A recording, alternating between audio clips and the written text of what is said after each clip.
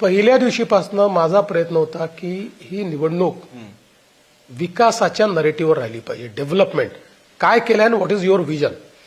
पण जसं मी नेहमी सांगतो की उद्धवजींच्या भाषणामध्ये विकासाचा विषय दाखवा आणि 1,000 रुपये मिळवा. मागच्या सभेमध्ये मी ते 2,000 रुपये केले आहेत, आता 2,000 रुपये मिळवा असं, पण ते बोलत नाहीत.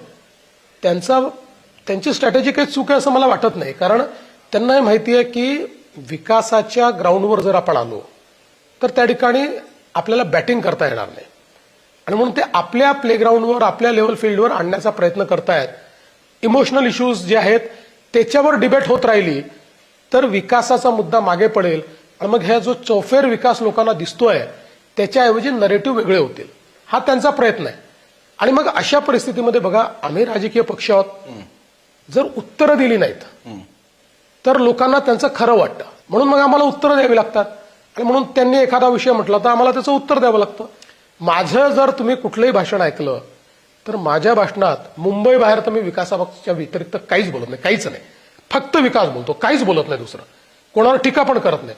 मुंबईमध्ये उत्तर देतो आणि मग विकासावर बोलतो.